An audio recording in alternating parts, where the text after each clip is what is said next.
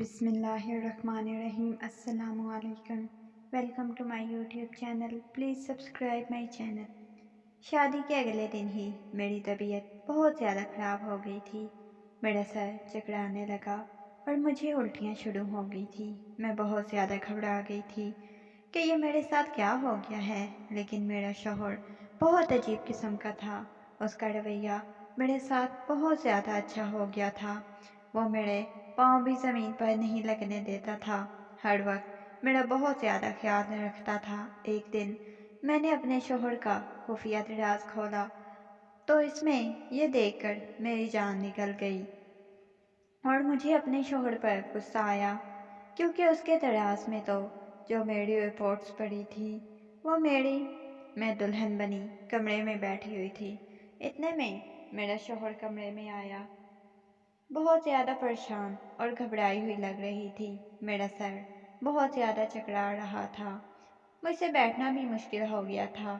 اب میں مزید بیٹھ نہیں سکتی تھی۔ میرا شوہر میرے پاس آیا اور میرے سامنے بیٹھ گیا۔ اس شخص سے میری پہلی ملاقات تھی، لیکن وہ میرے پاس ایسے بیٹھا ہوا تھا جیسے مجھے صدیوں سے جانتا ہو۔ وہ بس میرے چہرے کی طرف دیکھے جا رہا تھا۔ اچانک سے میں منہ پر ہاتھ رکھ کر کھانسنے لگ گئی۔ مجھے بہت بری طرح سے کھانسی شروع ہو گئی۔ اب میں نے آنکھیں بند کر لیں۔ اچانک سے اس نے میری آنکھوں پر ہاتھ رکھا اور نہ جانے کیوں وہ ٹشو سے میرا ہاتھ صاف کرنے لگ گیا تھا۔ وہ اتنے میں کہیں بیٹھا ہوا تھا۔ میرا دل بری طرح سے دھڑکنے لگ گیا۔ اس نے میری آنکھوں سے ہاتھ ہٹایا اور مسکراتے ہوئے کہنے لگا، آپ ٹھیک ہیں؟ میں نے اس کی بات سن کر اسبات میں سر ہلا دیا۔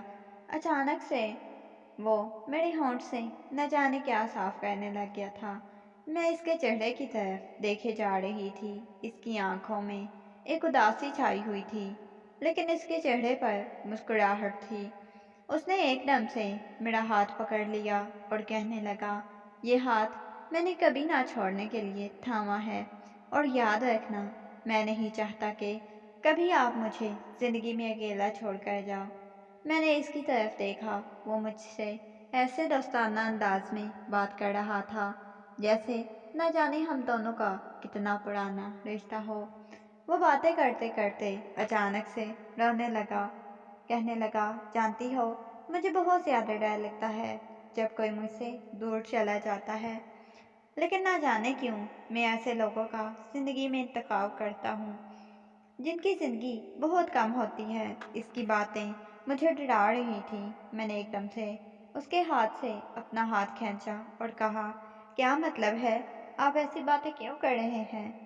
وہ ایک دم سے مسکرایا اور کہنے لگا، آپ کیوں پریشان ہو گئی ہیں؟ میں تو ویسے بول رہا ہوں، میں تو کبھی آپ کو زندگی بھر نہیں چھوڑوں گا۔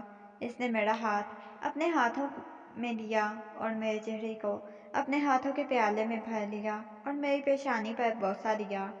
میں اس کے چہرے کی طرف دیکھ رہی تھی۔ ایسا لگ رہا تھا جیسے وہ مجھ سے بہت زیادہ محبت کرتا ہو، مجھے بہت زیادہ چاہتا ہو، اور یہ شادی کے بعد مجھے احساس ہو گیا تھا۔ لیکن نہ جانے کیوں کبھی کبھی میری حالت بہت بری ہو جاتی تھی، میں کھانسنے لگ جاتی تھی۔ آج بھی اچانک سے رات کو میری آنکھ کھلی تو میں بہت زیادہ کھانس رہی تھی۔ کھانس کھانس کر میری حالت بہت زیادہ بری ہو چکی تھی، لیکن میرے شوہر نے کمرے کی لائٹ نہ جلائی۔ نہ جانے مجھے کیا ہو رہا تھا۔ اس نے ایک دم سے مجھے اپنے سینے سے لگا لیا اور پشت سہلاتے ہوئے کہنے لگا، کچھ نہیں ہوا، ریلیکس ہو جاؤ۔ میں نے اسے گھبراتے ہوئے کہا، نہ جانے مجھے کیا ہو رہا ہے، میرا سر بہت زیادہ چکرا رہا ہے۔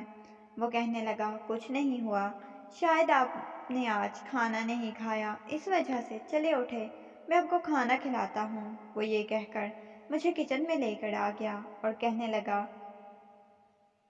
آپ کے چہرے پہ پسینہ آ گیا ہے۔ وہ ٹشو سے میرا منہ صاف کرنے لگ گیا۔ اچانک سے میں نے اس کے ہاتھ سے ٹشو دیکھا تو تھوڑی حیران ہوئی، لیکن اس نے اگلے ہی لمحے وہ ٹشو چھپا لیا اور باسکٹ میں پھینک دیا۔ مجھے اپنے شوہر کی کچھ سمجھ نہیں آ رہی تھی۔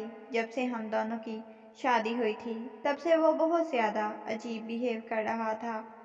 میرا بہت زیادہ خیال رکھتا، جیسے نہ جانے میں اسے کون سی چیز دینے والی ہوں۔ آج بھی میرے پیٹ میں بہت زیادہ درد ہو رہی تھی، ویسے بھی سر بہت زیادہ چکرا رہا تھا۔ میری اپنی حالت میں خود نہیں سمجھ پا رہی تھی کہ میں کس حالت میں مبتلا ہوں۔ میری حالت مجھے شک میں مبتلا کر رہی تھی۔ میرے ساتھ ایسا کیوں ہو رہا ہے؟ میرا شوہر مجھ سے کچھ چھپا رہا تھا، مجھے بتانا نہیں چاہ رہا تھا۔ آج سے کچھ ماہ پہلے والی رات مجھے یاد آ گئی تھی، جب میں یوں ہی بے ہوش ہو گئی تھی، اور جب میری آنکھ کھلی تھی تو میرے گھر والے مجھ سے خفا خفا تھے۔ یہ سب کچھ سوچ سوچ کر میں پاگل ہوئے جا رہی تھی۔ یہ سب کچھ میرے ساتھ کیا ہو رہا تھا؟ میں کچھ بھی اس وقت سوچنے سمجھنے کی صلاحیت نہیں رکھتی تھی۔ رات کا وقت میں اپنے شوہر کا انتظار کر رہی تھی، لیکن وہ ابھی تک نہیں آیا تھا۔ اچانک سے یوں ہی میں اپنے کچھ کاغذات ڈھونڈنے لگی، لیکن مجھے نہیں مل رہے تھے۔ میں نے اچانک سے اپنے شوہر کے دراز کی طرف دیکھا اور دراز کھولنے لگی۔ میں نے دراز کھولا تو میرے شوہر کا خفیہ دراز تھا، جس کو کھولنے سے اس نے مجھے سختی سے منع کیا تھا، لیکن آج میں نے کھول دیا تھا۔ جیسے ہی میں نے وہ دراز کھول کر دیکھا تو اس کے اندر ایک فائل پڑی ہوئی تھی، جس پر میرا نام لکھا ہوا تھا۔ مجھے لگا شاید یہی میرے کاغذات پڑے ہیں، لیکن جیسے ہی میں نے وہ فائل دیکھی تو اس کے اندر میری رپورٹس پڑی ہوئی تھی، جنہیں دیکھتے ہی وہ فائل میرے ہاتھ سے گر گئی۔ ایک دم سے میں وہیں بیٹھ گئی، میری آنکھوں سے آنسو نکلنے لگ گئے۔ مجھے سمجھ نہیں آئی تھی اپنے شوہر پر غصہ کروں یا اس پر ترس کھاؤں۔ اتنی بڑی بات اس نے مجھ سے چھپائی تھی، میں اپنی ہی حالت نہیں سمجھ پائی۔ اتنا کچھ ہو رہا تھا میرے اندر، اس کے بارے میں مجھے نہیں معلوم تھا۔ میری آنکھوں سے آنسو بہے چلے جا رہے تھے۔ اتنے میں کمرے کا دروازہ کھلا، میرا شوہر کمرے میں داخل ہوا۔ میری حالت دیکھ کر وہ بہت زیادہ پریشان ہو گیا۔ اگلے ہی لمحے اس کی نظر نیچے گری ہوئی فائل پر پڑی تو ایک دم سے اس کی طرف گیا۔ اس کے سینے پر مکے مارتے ہوئے میں نے کہا، آپ نے اتنی بڑی بات مجھ سے چھپائی، ایسا بھی بھلا کوئی کرتا ہے؟ میں نے کہا، مجھے آپ کے ساتھ نہیں رہنا۔ اس نے ایک دم سے مجھے کندھوں سے پکڑ لیا اور کہنے لگا، میں نے تمہیں کہا تھا نا کہ تمہیں کبھی خود سے دور نہیں جانے دوں گا۔ پھر تم نے کیسے سوچ لیا میں تمہیں خود سے دور جانے دوں گا؟ میں نے کہا، تو ویسے ہی آپ کو چھوڑنے والی ہوں، ویسے ہی آپ نے میرا ساتھ چھوڑ دینا ہے، تو کیوں آپ اتنے پاس آئے جبکہ آپ کو ساری حقیقت معلوم تھی؟ پھر بھی آپ میرے اتنے قریب آئے۔ وہ ایک دم سے میرے چہرے کو ہاتھوں کے پیالوں میں پھڑ کے کہنے لگا، اس میں تمہاری کوئی غلطی نہیں ہے۔ یہ بیماری تمہیں لگی ہے تو اس کی کوئی وجہ ہوگی، یہ تمہاری قسمت میں لکھی تھی جس کی وجہ سے ہوئی ہے، اور یہ اتنی بڑی بیماری نہیں کہ اس کا علاج ممکن نہ ہو۔ میں روئے جا رہی تھی۔ میں نے روتے ہوئے کہا، آپ کیسے کہہ سکتے ہیں کینسر جیسی بیماری کا علاج ممکن ہے؟ اب میں نہیں بچ سکتی، میں نے آپ کا ساتھ چھوڑ دینا ہے۔ پھر آپ نے کیوں مجھے اپنی زندگی میں شامل کیا؟